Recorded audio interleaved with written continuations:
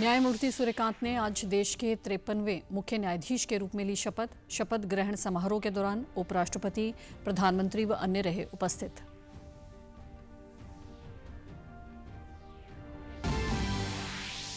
श्री गुरु तेग बहादुर जी के 350वें शहीदी समागमों के तहत श्री अनंदपुर साहिब में सर्वधर्म सम्मेलन, कीर्तन दरबार इत्यादि कार्यक्रमों का आयोजन। पंजाब विधानसभा के विशेष सत्र की कार्रवाई जारी। और केंद्रीय रक्षा मंत्री ने हरियाणा के कुरुक्षेत्र में चल रहे अंतर्राष्ट्रीय गीता महोत्सव में की शिरकत। महोत्सव में हरियाणा पवेलियन का किया उद्घाटन। नमस्कार, चंडीगढ़ से आपका स्वागत है। मैं हूं भानुप्रिया। अब समाचार विस्तार से। न्यायमूर्ति सूर्यकांत ने आज भारत के 53वें मुख्य न्यायाधीश के रूप में शपथ ले ली है। राष्ट्रपति द्रौपदी मुर्मू ने सुबह राष्ट्रपति भवन में न्यायमूर्ति सूर्यकांत को पद की शपथ दिलाई। न्यायमूर्ति सूर्यकांत ने न्यायमूर्ति BR गवई का स्थान लिया है। शपथ ग्रहण समारोह में उपराष्ट्रपति CP राधाकृष्णन, प्रधानमंत्री नरेंद्र मोदी, लोकसभा अध्यक्ष ओम बिरला और केंद्रीय मंत्री अमित शाह, राजनाथ सिंह, JP नड्डा सहित अन्य गणमान्य व्यक्ति उपस्थित रहे। 1962 में हरियाणा के हिसार में जन्मे न्यायमूर्ति सूर्यकांत ने 1984 में हिसार जिला न्यायालय में वकालत शुरू की। वे संवैधानिक सेवा और दीवानी मामलों के विशेषज्ञ हैं। उन्होंने कई विश्वविद्यालयों, बोर्डों, निगमों, बैंकों और उच्च न्यायालय का भी प्रतिनिधित्व किया है। न्यायमूर्ति सूर्यकांत को वर्ष 2000 में हरियाणा का सबसे युवा महाअधिवक्ता नियुक्त होने का गौरव प्राप्त है। उन्हें 2004 में पंजाब और हरियाणा उच्च न्यायालय में स्थायी न्यायाधीश के रूप में पदोन्नत किया गया। न्यायमूर्ति सूर्यकांत को 2018 में हिमाचल प्रदेश उच्च न्यायालय का मुख्य न्यायाधीश नियुक्त किया गया और वे मई 2019 में सर्वोच्च न्यायालय के न्यायाधीश के रूप में पदोन्नत हुए। गृह मंत्रालय ने कहा है कि केंद्र शासित चंडीगढ़ के लिए सरकार की नीति निर्माण प्रक्रिया को सरल बनाने का एक प्रस्ताव विचाराधीन है। एक सोशल मीडिया पोस्ट में मंत्रालय ने बताया है कि इस प्रस्ताव पर अभी कोई अंतिम निर्णय नहीं लिया गया। गृह मंत्रालय का कहना है कि प्रस्ताव किसी भी तरह से चंडीगढ़ के शासन या प्रशासनिक ढांचे को बदलने का प्रयास नहीं करता है, न ही इसका उद्देश्य चंडीगढ़ और पंजाब या हरियाणा राज्य के बीच पारंपरिक व्यवस्था को बदलना है। गृह मंत्रालय ने कहा है कि चंडीगढ़ के हितों को ध्यान में रखते हुए सभी हितधारकों के साथ पर्याप्त परामर्श के बाद ही कोई निर्णय लिया जाएगा। इस मामले में किसी प्रकार की चिंता की कोई आवश्यकता नहीं है। मंत्रालय का कहना है कि शीतकालीन सत्र में केंद्र सरकार का इस मामले में विधेयक लाने का कोई इरादा नहीं है। उधर इस मामले में पंजाब से संबंधित विभिन्न राजनीतिक पार्टियों की ओर से बयानबाजी जारी है। कांग्रेस, आप पार्टी, शिरोमणि अकाली दल ने चंडीगढ़ पर पंजाब के हक की बात दोहराई है। पंजाब BJP ने सभी विपक्षी पार्टियों से इस मुद्दे पर राजनीति न करने की हिदायत की है। केंद्रीय राज्य मंत्री रवनीत सिंह बिट्टू ने केंद्र के स्पष्टीकरण के बाद कहा है कि चंडीगढ़ पंजाब के लिए जान से भी अधिक प्यारा है। इससे संबंधित फैलाई जा रही झूठी अफवाहों का कोई आधार नहीं है। उन्होंने कहा कि चंडीगढ़ के हितों को ध्यान में रखते हुए सभी हितधारकों के साथ परामर्श के बाद एक उचित फैसला लिया जाएगा। वह इस मुद्दे पर चिंता की कोई जरूरत नहीं है।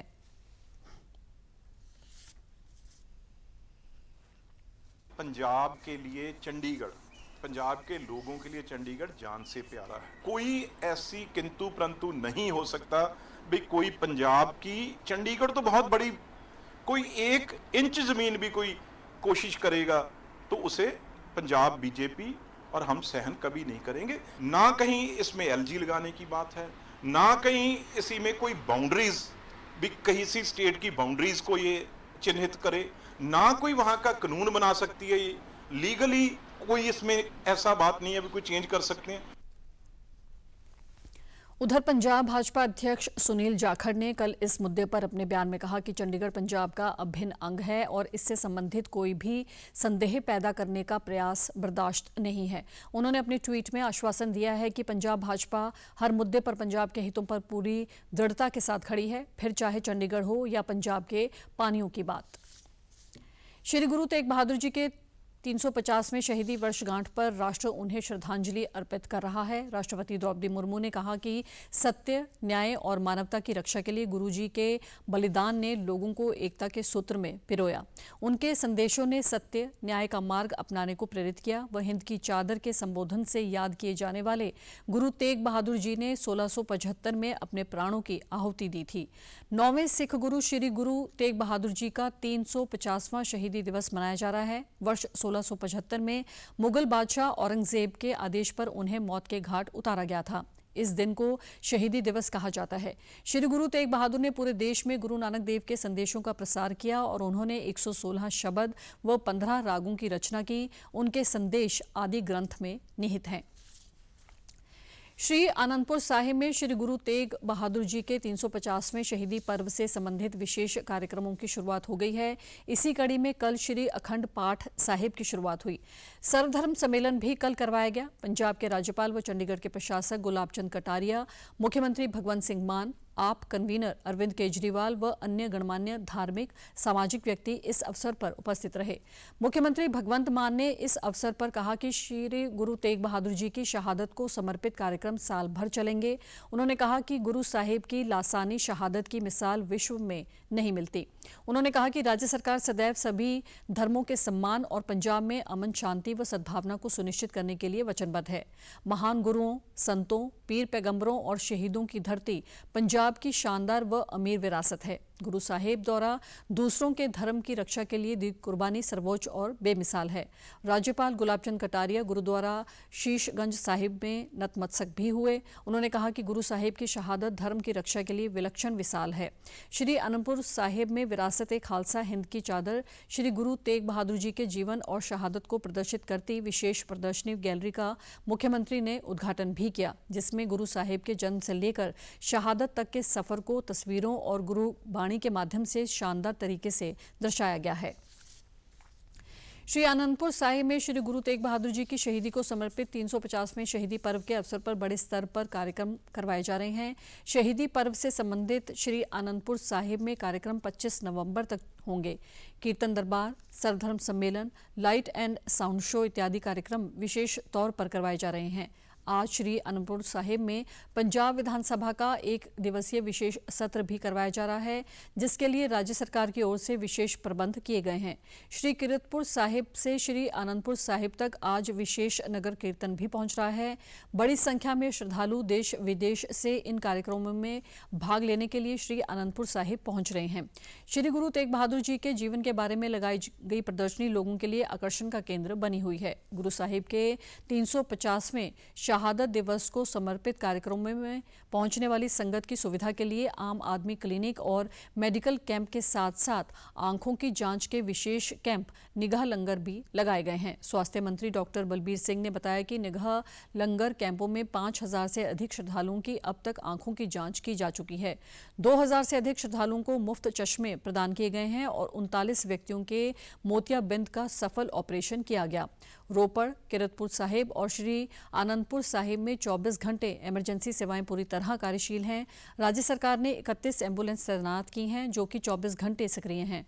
डॉक्टर बलबीर सिंह ने कहा है कि शहीदी समागमों में आने वाली संगत हेल्पलाइन नंबर 9815588342 पर संपर्क करके डॉक्टरी इमरजेंसी के लिए संपर्क कर सकती हैं।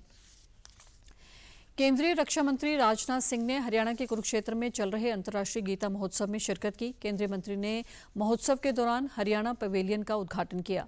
कुरुक्षेत्र विश्वविद्यालय की ओर से द्रौपदी कूप क्षेत्र में हरियाणा पवेलियन स्थापित किया गया है। इस पवेलियन में युवा कलाकारों द्वारा प्रदेश की लोक कला और संस्कृति को प्रदर्शित किया जा रहा है। साथ ही हरियाणा की प्राचीन सांस्कृतिक विरासत को भी दिखाने का अनोखा प्रयास है। आज कुरुक्षेत्र विश्वविद्यालय के श्रीमद् भगवद गीता सदन में 3 दिवसीय अंतर्राष्ट्रीय गीता संगोष्ठी की शुरुआत भी हो रही है, जिसमें देश विदेश से विद्वान भाग ले रहे हैं। गीता महोत्सव के अंतर्गत विदेश मंत्रालय के सहयोग से 50 देशों में गीता जयंती समारोह का आयोजन भी किया जा रहा है। इसके अतिरिक्त महोत्सव के अंतर्गत एक विशेष आयोजन मेरा पसंदीदा श्लोक वीडियो प्रतियोगिता को शामिल भी किया गया है। गीता ज्ञान को जन जन तक पहुंचाने के उद्देश्य से हरियाणा के सूचना, लोक संपर्क और भाषा विभाग की ओर से ऑनलाइन प्रतियोगिता करवाई जा रही है, जिसके लिए 5 दिसंबर तक प्रविष्टियां भेजी जा सकती हैं।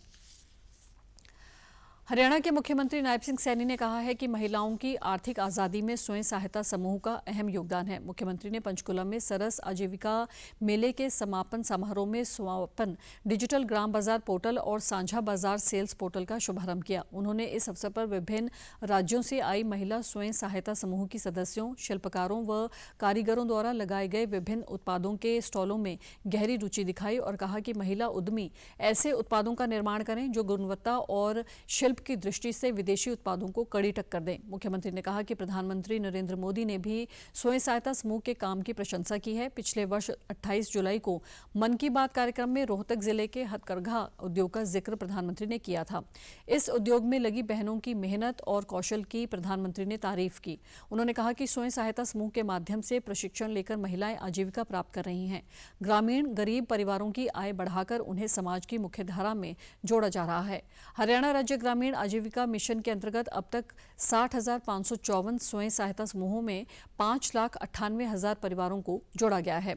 उन्होंने कहा कि ड्रोन दीदी योजना के अंतर्गत हरियाणा में 3 लाख लखपति दीदी बनाने का लक्ष्य है।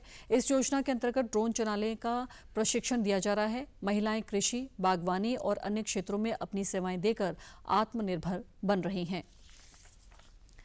77वें एनसीसी दिवस के अवसर पर चंडीगढ़ सेक्टर 17 में प्लाजा में एनसीसी कैडेट्स की ओर से सांस्कृतिक कार्यक्रम करवाया गया, जिसके माध्यम से नशों के खिलाफ मुहिम पर जोर दिया गया।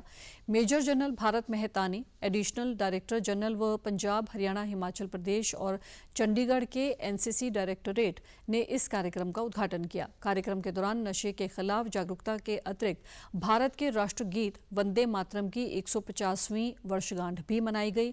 देशभक्ति के गानों, नुक्कड़ नाटक, स्किट इत्यादि द्वारा नशों के खिलाफ संदेश दिया गया। मेजर जनरल भारत मेहतानी ने सामाजिक कामों के लिए कैडेट्स की प्रतिबद्धता की सराहना की और युवाओं को मजबूती व नशा मुक्त देश बनाने में सहयोग की अपील की। इस अवसर पर कई अन्य गणमान्य व्यक्ति व वरिष्ठ अधिकारी भी उपस्थित रहे। नशा मुक्त भारत अभियान चंडीगढ़ की ब्रांड एम्बेसडर समायरा संधू भी इस अवसर पर विशेष तौर पर उपस्थित रही।